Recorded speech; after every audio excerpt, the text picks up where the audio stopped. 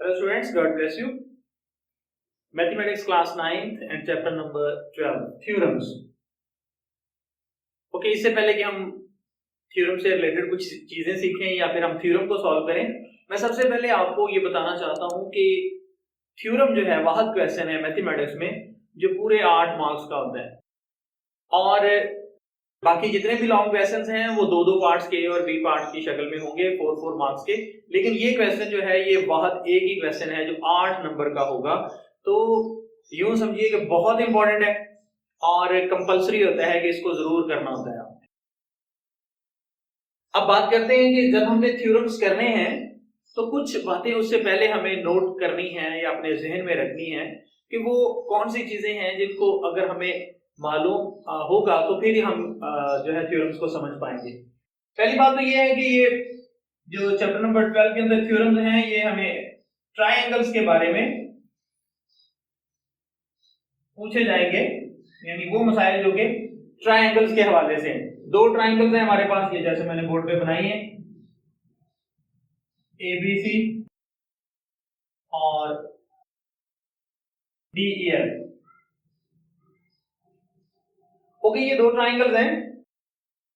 अब इन दो ट्रायंगल्स में अगर मैं ये कहता हूं कि इस पे भी एक लाइन में ड्रॉ कर देता हूं छोटी सी और इस पे भी, तो इसका मतलब ये होगा, इसको हम यूं पढ़ेंगे कि जो AC है ये कॉन्ग्रुएंट टू DF। तो ये इक्वल की साइन के ऊपर ये वाली जो साइन अगर डाल दें तो इसको पढ़ेंगे हम AC, side AC is congruent to side DF। और अगर मैं इस साइड पे भी ऐसे करके दो लाइंस छोटी छोटी डाल दूं और इधर भी डाल दूं तो इसका मतलब क्या होगा कि जो AB है that is congruent to DE।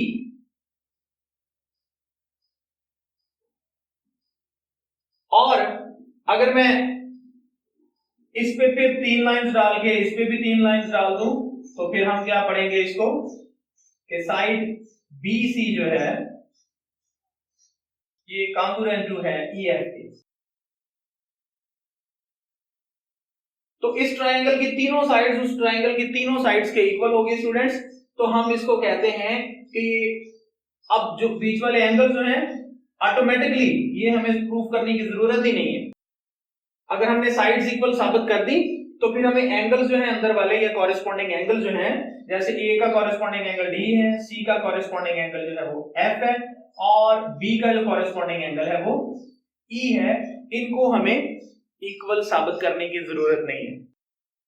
हमने तीनों साइड्स पहली ट्रायंगल की दूसरी ट्रायंगल की तीनों साइड्स के इक्वल साबित कर दी हैं। तो अब हम इसको क्या कहेंगे कि जो ट्रायंगल ABC है, ट्रायंगल ABC जो है ये कॉन्ग्रुएंट टू है ट्रायंगल DEF के। ट्रायंगल ABC और ट्रायंगल DEF दोनों एक दूसरे के कॉन्ग्रुएंट है। किस वजह से है? क्योंकि इसकी तीनों साइड्स उसकी तीनों साइड्स के इक्वल है। तो इसको पोस्टुलेट कौन सा कहते हैं? इसको कहते हैं कि side side side congruent to side side side, या इसको यूं भी लिखा जाता होता है side side side postulate. Okay, तो याद रखें कि अगर दो ट्रायंगल्स को आपस में कॉन्ग्रुएंट साबित करना हो तो पहला तरीका क्या होता है कि आप दोनों की तीनों साइड्स को इक्वल दलाइल के साथ साबित करें। ये नहीं है कि हम वैसे कह दें कि ये इक्वल है, नहीं, उसको हमें रीजंस के साथ दलाइल के साथ क्या करना होगा? इक्वल साबित करना होगा। अब दूसरा पोस्टुलेट है कि फॉर एग्जांपल हमारे पास दो ट्रायंगल्स हैं और ये दोनों ट्रायंगल्स PQR और STU, सपोज ये दो ट्रायंगल्स हैं और हम क्या करना चाहते हैं, इनको दोनों को साबित करना चाहते हैं कि ये दोनों इक्वल हैं। तो फिर हम क्या करते हैं, बजाय तीनों साइड्स इक्वल लेने के हम क्या करते हैं, पहली एक साइड इसको साबित कर देते हैं कि PQ जो है वो किसके कॉन्ग्रुएंट है? ST के। और फिर हम इस एंगल की बात करते हैं कि एंगल Q जो है ये कॉन्ग्रुएंट टू है एंगल T के। साथ में मेजरमेंट भी लगा लें तो ये ज्यादा बात अच्छी है कि measurement of P Q of is equal to measurement of S T. Similarly measurement of angle T is congruent to measurement of angle Q जो है वो टी के कॉन्ग्रुएंट। और फिर एक साइड जो एक और साइड है, हम कोई इन दोनों में से जो है वो किसी तरह से भी साबित करने में कामयाब हो जाते हैं कि क्यू आर जो है measurement of side Q R is congruent to measurement of T U, measurement of side T U. अगर हम ये साबित करने में कामयाब हो जाते हैं तो फिर हमने पोस्टुलेट चेंज कर दिया, हमने साबित कर दिया कि दोनों ट्राइंगल जो हैं वो triangle P Q R is congruent to triangle TSU। ये तो पोस्टुलेट कौन सा हमने किया, side angle side congruent to side angle side. Okay, तो इस तरह से दो ट्राइंगल्स जो हैं उनको कॉन्ग्रुएंट साबित करने के लिए हम इन पोस्टुलेट्स का सहारा लेंगे। ओके, तो टोटल जो होते हैं आपको पता है किसी भी ट्राइंगल के अंदर 6 चीजें होती हैं, 3 साइड्स और 3 एंगल्स, 6 साइड्स। तो अब उनमें से हमें 3 साइड्स जो हैं पहली ट्राइंगल की और दूसरी ट्राइंगल की, चाहे दो हम साइड्स लेके एक एंगल ले लें जैसे साइड एंगल साइड, या फिर पहली ट्राइंगल की तीनों साइड दूसरी ट्राइंगल की तीनों साइड्स के इक्वल कर दें। तो 6 में से 3 चीजें आपको अगर आपने इक्वल कर ली तो फिर आप साबित कर सकते हैं कि दोनों ट्राइंगल जो है हर लिहाज से कॉन्ग्रुएंट है। मतलब इस ट्राइंगल को उठा के इसके ऊपर रखेंगे तो कोई डिफरेंस नहीं होगा, इसकी हर साइड और हर एंगल इक्वल होगा। 3 साबित करने से 6 को आप साबित कर सकते हैं। इसी तरह से अगर हम कहते हैं कि दो एंगल जो है और एक साइड जो है वो लेके, तो ये वाला पोस्टुलेट भी चलेगा जिसको हम कहेंगे एंगल साइड एंगल पोस्टुलेट। तो ये भी एक पोस्टुलेट है। और एंगल एंगल साइड का वो भी पोस्टुलेट, ये देखें एंगल साइड एंगल या फिर साइड साइड एंगल, दो साइड्स एक एंगल या दो एंगल एक साइड, ये भी पोस्टुलेट जो है ये भी लगाया जा सकता है। और इसके अलावा आप ये कह सकते हैं कि अगर राइट एंगल ट्राइंगल हो दो तो फिर क्या करना है, उन दोनों को अगर हमने किस तरह से कॉन्ग्रुएंट साबित करना है तो फिर उसमें ज्यादा 3 भी जो है उसकी साइड्स को, या फिर 3 जो इसके जो है वो साइड या एंगल जो है उनको साबित करने की जरूरत नहीं है, 2 की जरूरत हो। कौन सी, कि आप इसका हाइपोटेन्यूज इसके हाइपोटेन्यूज की इक्वल कर दें और एक साइड जो है वो दूसरी साइड के इक्वल साबित कर दें, तो ये पोस्टुलेट जो है ये भी चलेगा, हाइपोटेन्यूज साइड पोस्टुलेट। ओके, तो ये तो स्टूडेंट्स पोस्टुलेट से कि अगर हमें दो ट्राइंगल्स को जब हम उनको कंपेयर करेंगे या उनकी कॉरेस्पॉन्डेंस बीच में कायम करेंगे तो फिर हम उनको कैसे साबित करेंगे कि ये ट्राइंगल उसके इक्वल है। तो उसके लिए हमें ये वाले पोस्टुलेट्स जो हैं ये सहारा देंगे कि हमने या तो तीनों साइड्स को या फिर साइड एंगल साइड पोस्टुलेट को या फिर हम एंगल साइड एंगल पोस्टुलेट को यूज करेंगे, या हाइपोटेन्यूज साइड जो है वो अगर राइट एंगल ट्राइंगल हो तो ये वाला पोस्टुलेट भी हम यूज कर सकते हैं दो ट्राइंगल्स को इक्वल साबित करने के लिए। अच्छा, इसके बाद ये जो चैप्टर नंबर 12 है ये साइड बाइसेक्टर्स और एंगल बाइसेक्टर्स के बारे में। कि साइड बाइसेक्टर्स जो है वो किसी लाइन सेगमेंट का हो सकता है और या फिर किसी ट्राइंगल का जो एंगल है उसका बाइसेक्टर जो है वो लिया जाए तो उसके बारे में। तो साइड बाइसेक्टर क्या होता है कि अगर हम कोई भी एक लाइन सेगमेंट ले लें और इसको अगर हम दो इक्वल हिस्सों में डिवाइड करते हैं तो इसको हम क्या कहते हैं, साइड बाइसेक्टर। और इसको अगर ये 90 का एंगल साथ बना रहा है तो फिर ये क्या हो जाएगा, परपेंडिकुलर बाइसेक्टर भी कह सकते हैं, इसको राइट बाइसेक्टर भी कहते हैं। और अगर हम कोई एंगल जो है इस तरह से है और इसके बीच में से एंगल दूसरा एक मतलब हाफ करते हैं इसका, ये एंगल 1 बन गया और ये एंगल 2 बन गया और इन दोनों को हम लें तो इसको हम क्या कहते हैं, एंगल बाइसेक्टर। तो ये जो चैप्टर नंबर 12 है ये हमारा साइड बाइसेक्टर्स और एंगल बाइसेक्टर्स के बारे में है।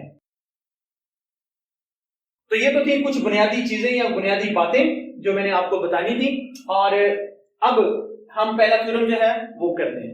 Okay students, theorem number 1 statement है इस थ्योरम की, any point on the right bisector of a line segment is equidistant from its and points. Okay, किसी भी स्टेटमेंट के आपने दो पार्ट बना लेने हैं। एक पार्ट आपको बता देगा कि ये गिवन है और दूसरा पार्ट जो है वो बता देगा ये टू प्रूव है। तो पहला पार्ट जो होता है वो आमतौर पर गिवन ही होता है, any point on the right bisector of a line segment. तो यहां तक ये समझ लें कि ये हमारा क्या है, गिवन है। Is equidistant from its and points, तो ये हमारा क्या है, टू प्रूव है। यानी स्टेटमेंट के अंदर से ही आप गिवन और टू प्रूव निकाल सकते हैं।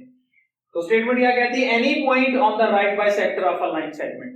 ओके, तो जैसे ही आपने स्टेटमेंट का पहला हिस्सा पढ़ना है, साथ ही आपने फिगर ड्रॉ कर देनी है। कैसे करेंगे फिगर ड्रॉ, कि ये हमारे पास एक लाइन सेगमेंट है ए बी,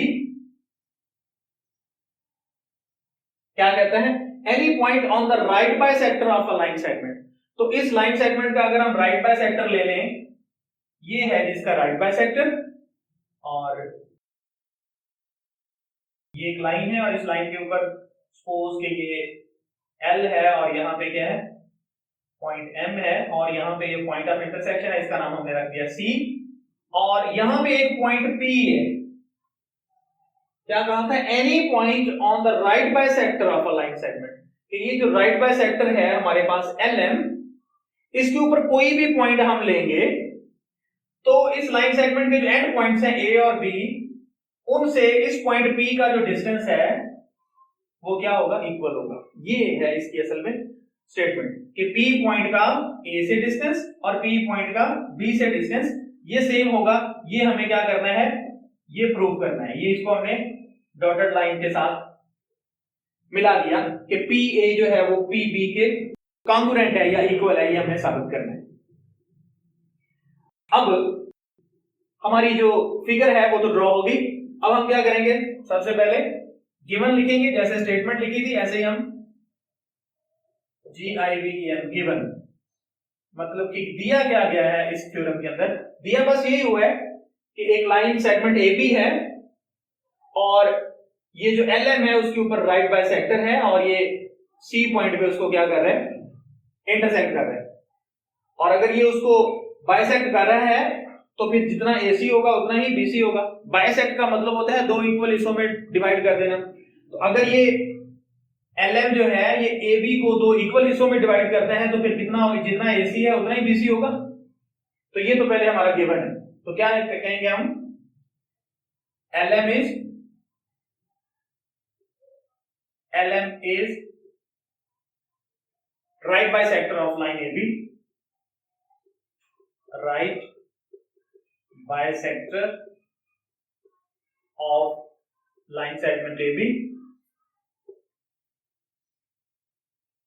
जब ये इसके ऊपर राइट बाइसेक्टर है तो हम इसको ये भी कह सकते हैं कि LM is perpendicular to AB, ये भी लिखा जा सकता है। और साथ ही ये भी हम लिख सकते हैं such that AC side AC is congruent to side BC। इस AC और BC आपस में कॉन्ग्रुएंट है। अब टू प्रूफ, कि हमें प्रूफ क्या करना है, यहां से is equidistant from its and points, कि क्या ये पॉइंट P जो है ये एंड पॉइंट A और एंड पॉइंट B से इक्विडिस्टेंट है। मतलब अगर यहां से लेकर यहां तक 4 सेंटीमीटर है तो फिर यहां से लेकर यहां तक ये भी 4 है कि नहीं है, ये हमें साबित करना है। तो टू प्रूफ क्या लिखेंगे हम, PA is congruent to PB, ये तो टू प्रूफ है। अगला जो स्टेप होगा वो कंस्ट्रक्शन होगी। कंस्ट्रक्शन क्या की हमने, कंस्ट्रक्शन हमने ये की कि हमने पॉइंट P को A से भी मिलाया और पॉइंट P को B से भी मिलाया। Join P to A and B, P को A और B से मिला दिया। अब जो सबसे इंपॉर्टेंट हिस्सा है थ्योरम का वो यानी स्टेटमेंट्स और रीजंस।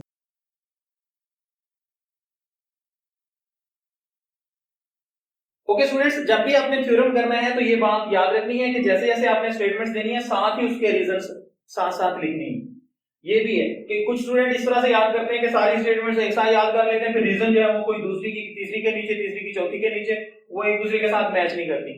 तो मैं आपको यही एडवाइस करूंगा कि जब स्टेटमेंट्स और रीजंस लिखनी है तो वो हर एक स्टेटमेंट के सामने उसकी रीजन लिखते जाएं। आदत ये ना बनाएं कि स्टेटमेंट सारी इकट्ठी और रीजंस वो रट्टा हो जाएगा। तो बेहतर ये है कि आप क्या करें, जो स्टेटमेंट देते हैं उसकी रीजन साथ साथ लिखते जाएं। तो यहां पे दो ट्राइंगल्स हमारे सामने हैं, एसीपी और बीसीपी। ये दो ट्राइंगल्स हैं, इन दोनों ट्राइंगल्स को हमने कंपेयर करना है। तो क्या लिखेंगे, triangle ACP correspondence with triangle BCP. इन दोनों को कंपेयर करना है हमने, और जो पास्टुलेट हमने पहले सीखे थे उनमें से कोई पास्टुलेट लगा के हमने इन दोनों ट्राइंगल्स को क्या करना है, कॉन्ग्रुएंट साबित करना है। और अगर ये दोनों कॉन्ग्रुएंट साबित हो गई तो फिर हमारे पास जो जो उसने कहा है साबित करें कि पी ए जो है वो पी बी के इक्वल है कि नहीं है, तो हम जो है पास्टुलेट के जरिए कह दें कि जब दोनों ट्राइंगल्स इक्वल है तो फिर पी ए और पी बी तो इक्वल होंगे ना। मतलब मैंने कहा था कि 6 एलिमेंट्स में से आपको 3 एलिमेंट्स जो है ट्राइंगल के, पहली के, दूसरी के, 3 के इक्वल साबित करने होते हैं, तो उससे बाकी जो है वो ऑटोमेटिकली फिर इक्वल ही होते हैं हर सूरत। तो पहला हम क्या करते हैं जी, पहले अगर हम गिवन से देख लें कि गिवन में हमें दिया हुआ है कि पी ए पी बी के इक्वल है, सॉरी एसी जो है वो बीसी के इक्वल। तो हम यहां से स्टार्ट कर लेते हैं, measurement of side AC is congruent to measurement of side BC. तो यहां पे इसके सामने रीजन क्या होगी, कैसे ये बराबर है भाई, तो हमें गिवन है, दिया हुआ है। ये एक साइड हमने इस ट्राइंगल की एक साइड AC, दूसरी ट्राइंगल की साइड BC के इक्वल हमने रीजन के साथ साबित कर दी कि इक्वल है। अब एक एंगल जरा कोशिश करते हैं, क्या क्या है, एंगल ACP और एंगल BCP ये दोनों इक्वल होंगे कि नहीं होंगे, जरा गौर करें। Any point of the right bisector of a line segment, तो ये जो हमारे पास LM है ये AB का राइट बाइसेक्टर है। राइट बाइसेक्टर का मतलब ये है कि राइट एंगल बना रहा है, तो फिर ये वाला एंगल जो है BCP और एंगल ACP दोनों राइट एंगल्स हैं। तो हम कह सकते हैं कि measurement of angle ACP is congruent to measurement of angle BCP। क्यों, both are right angles, both are right angles. ये भी हमें any point of the right bisector of line, ये भी हमें गिवन में से पता चल गया कि ये दोनों राइट एंगल्स ही हैं, क्योंकि ये राइट बाइसेक्टर है हमारे पास LM AB का राइट बाइसेक्टर। आप ये भी लिख सकते हैं यहाँ पे बोथ आर राइट एंगल्स, अगर नाम भी लिखना हो तो आप कह सकते हैं कि LM is right bisector of AB। यहाँ पे ये भी लिख सकते हैं LM is right bisector of AB, कि चूंकि जो LM है वो AB का राइट बाइसेक्टर है, तो फिर ये जो एंगल बन रहे हैं बीच में दो, ये दोनों राइट एंगल हैं। अच्छा, ये हमने एक साइड के इक्वल, फिर एक एंगल दूसरे एंगल के इक्वल कर दिया। अब क्या करते हैं, एक और साइड अगर हम साबित कर दें इस ट्राइंगल की ACP की और उस BCP की एक साइड इक्वल कर दें, तो साइड एंगल साइड पास्टुलेट जो है वो हमारा लग सकता है। तो ये वाली साइड को गौर करें जरा, PC जो है इधर वाली साइड, सॉरी इधर वाली ट्रायंगल में भी है और उधर वाली में भी है, यानी कि ये दोनों में क्या है, कॉमन है। तो मैं लिखता हूं measurement of side PC is congruent to measurement of side PC। PC दोनों में कॉमन है, कॉमन। अब साइड एंगल साइड का पास्टुलेट जो है हमारा, तो देखें दो साइड्स और एक एंगल हमने साबित कर दिया कि ये इक्वल है। तो फिर मैं अगर यहां पे लिख देता हूं कि triangle ACP is congruent to triangle BCP, तो इधर मुझे इसकी रीजन क्या लिखनी पड़ेगी, side angle side congruent to side angle side, या फिर हम ये भी लिख सकते हैं साइड एंगल साइड पास्टुलेट, इतना ही का। अब ये दोनों ट्राइंगल्स जब इक्वल हैं तो फिर क्या ख्याल है, फिर PA और PP जो एक दूसरे के कॉरेस्पॉन्डिंग साइड है ये इक्वल होंगी कि नहीं होंगी, तो इसलिए क्या लिखेंगे हम कि PA, the measurement of side PA is congruent to measurement of side PB। PA और PB, क्या यही हमें साबित करना था टू प्रूव कि PA और PB जो है ये इक्वल है। तो इधर क्या लिखेंगे फिर हम, रीजन क्या लिखेंगे, ये कॉरेस्पॉन्डिंग साइड्स हैं, corresponding sides of congruent triangles।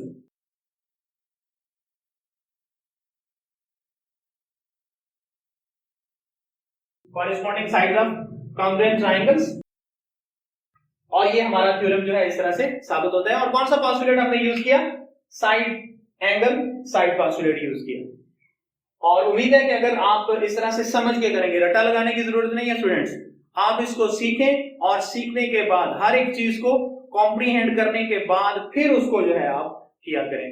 और यही मैं चाहता हूं कि इन थ्योरम्स को रट्टा नहीं लगाएं, ना ही बार बार देख के लिखते जाएं और फिर दिमाग में लाएं, बल्कि उसको सीखें कि पूछा क्या गया है, और पोस्टुलेट्स जो है उनको ज़हन में रखते हुए आपने कोशिश करनी है कि कोई एक पोस्टुलेट जो है उसको अप्लाई करने के बाद जो पूछा गया है या जो साबित करने को कहा गया है वहां तक आप पहुंचे। अप्रोच डिफरेंट भी हो सकती है लेकिन सही होनी चाहिए। Thank you for watching, God bless you.